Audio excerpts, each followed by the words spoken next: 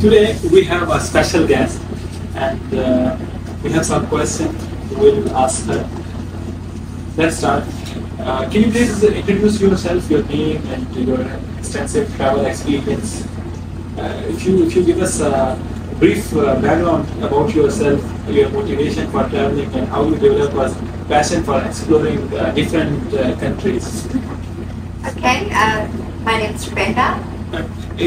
My name's Rebecca. Okay.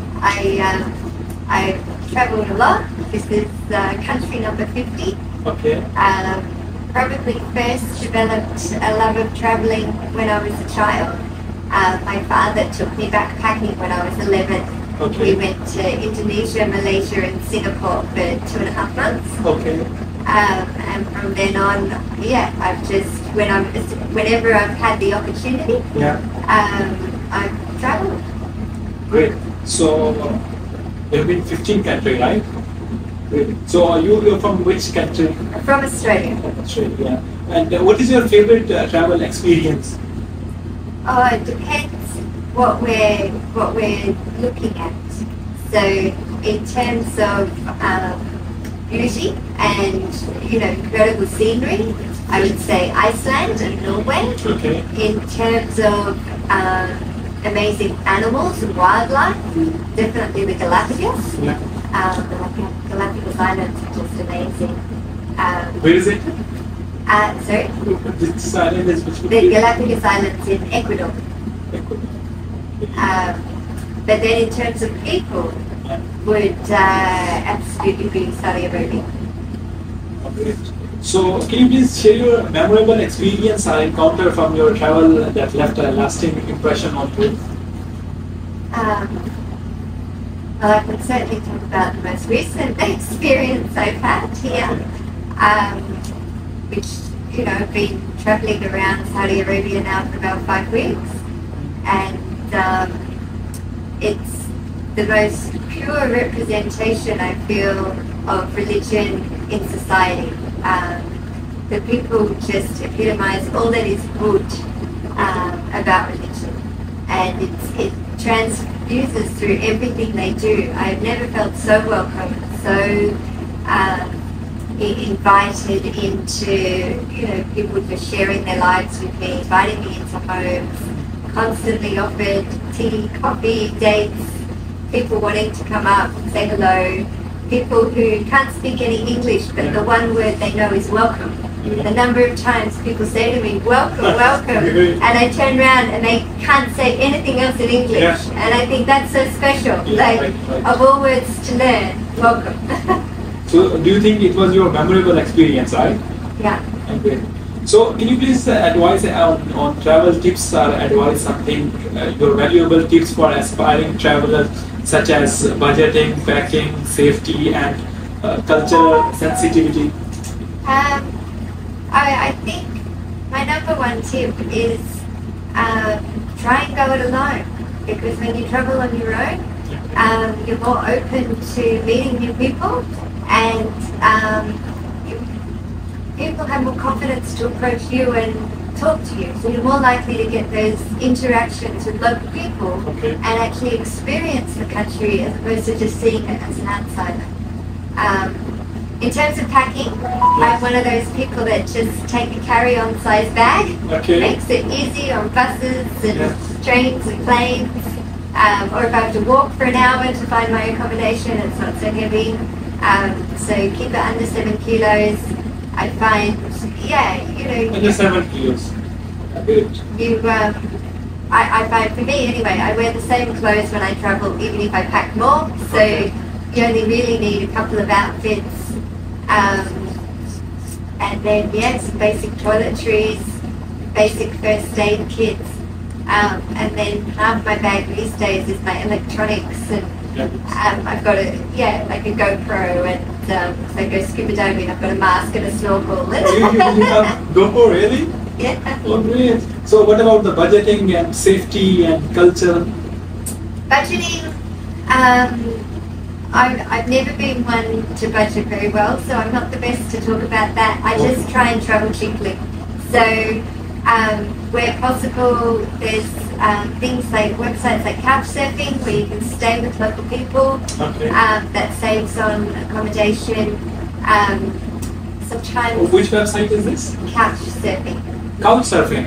Okay. Yeah. Okay.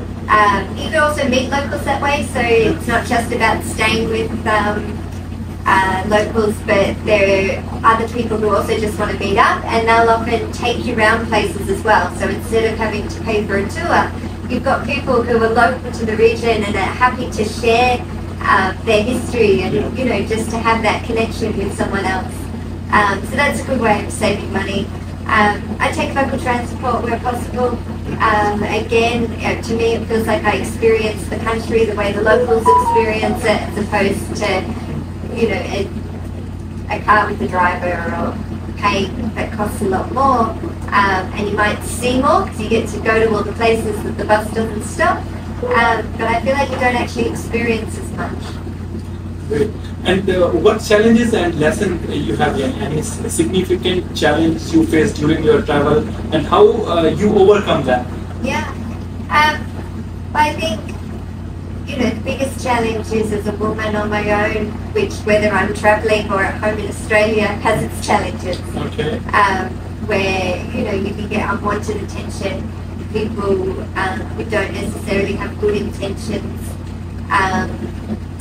I try and see the best in people, and you know, part of that is sometimes stepping out of my comfort zone. So people often, when I'm travelling, will offer me a lift, or and same as here in Saudi Arabia. And so the other day I got offered a lift and I hopped in the car with this man, and 3 times he turned around, slowly looked my body up and down while he licked his lips and said, "Oh, I like girls like you." And I was, by the 3rd time, I said, "Please don't look at me like that."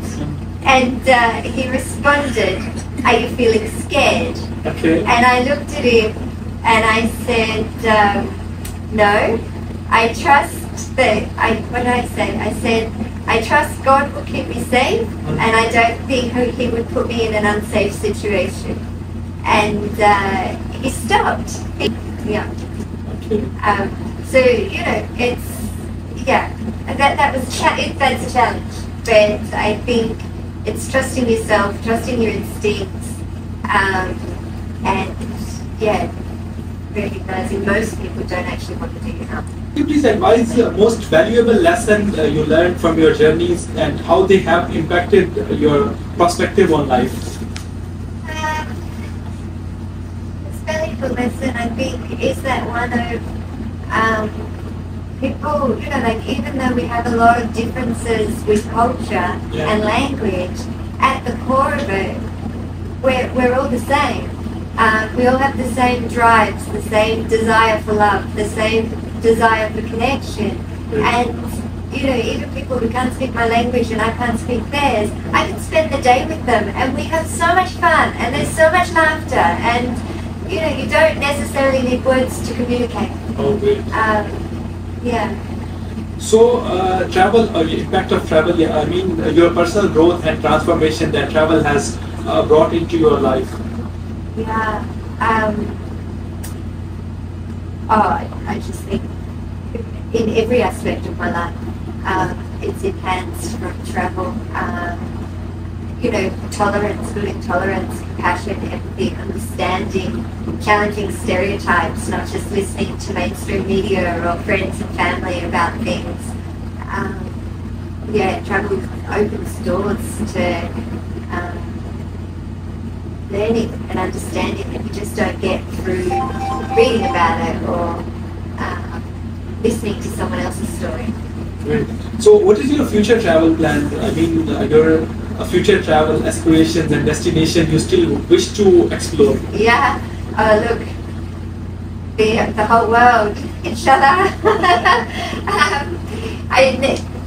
You know, in a couple of days I'm heading to Pakistan, so that's my next destination. Oh, good. I'm thinking I might, in a few months, I'll have to go back to Australia and work again for a few months, and then I'm thinking I might head to like Lebanon or Egypt, and try and immerse myself in learning Arabic for a couple of months. Great.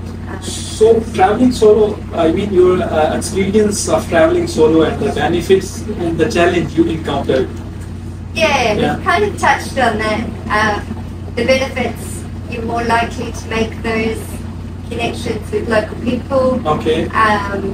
One, because, you know, you're more inclined, you don't have a safety person next to you, so you've got to kind of, as humans, we're programmed to connect, so you'll want to talk to someone. And I'd say you're more approachable from others if you're on your own, whereas when you're standing there with someone else, people don't have the confidence necessarily to come and talk to you. So is there any safety precaution you take while traveling alone in this situation? Yeah, not a lot. I think for me, it's a lot about trust.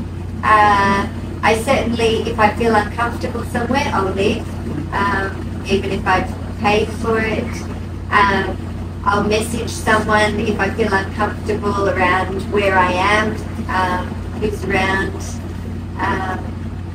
I had an incident when I was in Al Taif, or a little town outside of Al Taif, and I was staying, I found this hotel that was out of town, and I thought it looked really nice because it was kind of in the middle of nowhere, there's no neighbours or anything. And then the guy who checked me in, who kind of processed it, started to make me feel a bit uncomfortable. Okay. Just making offhand comments about how I look and stuff, and it's like, well, you know, when you're in the middle of nowhere on your own, you don't want someone to think that they're thinking that way about you. But I thought, you know, I'll leave it. And then, so when I went into the room, because he made a point of telling me he had a card that can open all the doors, and I'm like, oh! So I put, there was a chair inside the room, so I moved the chair in front of the door, and I messaged a friend saying, not really feeling overly comfortable here, I should be alright for the night, but this is where I'm staying. And then that guy, he ended up messaging me a few times later that night, saying, hi, really great to meet you, would really like to chat. Hello, can you chat to me? Are you there? And so I had to message him and say, please don't contact me, you're making me uncomfortable. So I think that's one lesson to learn. It's okay to tell people if they're making you uncomfortable. You don't have to just be polite. Just, you know, you don't have to be rude, but it's just saying, you're making me uncomfortable, please stop. Great. So what about the travel and sustainability? I mean, your perspective on sustainable travel and responsible tourism. Yeah, that's really important for me. I definitely have a social conscience. It's hard because I know one of the biggest impacts on, you know, the environment and society is air travel, and I catch lots of planes. So I try and go overland where possible, so that's one way to try and minimise that. By having only a carry-on size backpack, I don't buy anything, so that's good in terms of it's not contributing to purchasing things that you don't need. You know, so if someone makes something by hand, or I might purchase that because I feel like it's giving back to the economy and an individual person, but then I'll gift that to someone else. Okay. And then being, you know, I'm vegetarian, so that certainly helps the environment as well. So the food and experience, I mean, your favorite food experience from different countries, any unique or interesting dish you try, any traditional food have experience? It's a hard one for me because a big part of most cultures is food. Yeah, it's pretty much every culture, and sometimes different regions, even within the same country, have quite different food. And being vegetarian, it limits myself. I can't actually, so I'm aware that's actually a barrier in terms of experiencing the full culture. Having said that, I've certainly had some delicious meals all around the world, and my fail-safe is tomatoes, cucumber, and bread. Pretty much anywhere I go, I can get tomato, cucumber, and bread. Okay. Yeah. Okay. So, what about the travel photography and documentation? Your approach to capturing your travel experience through photography or to your forms of documentation? Yeah. I take a lot of photos on my phone. So I have a good quality phone, purely so it's got a good camera. Okay. I don't own a computer at all, so my phone does everything. But the main thing that I want a good phone for is its camera. So you don't have any YouTube channel? No.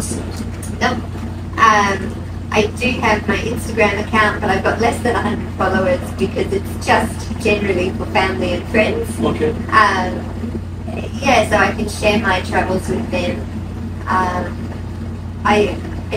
For me, I travel for me, and I worry if I turn it into something like YouTube or try and build a social media presence, that when I'm experiencing something, my mind will be going, how can I turn this into a video? How can I turn this into something others want to watch? And it's like, then I think I will lose being present in the actual moment. Yeah, true.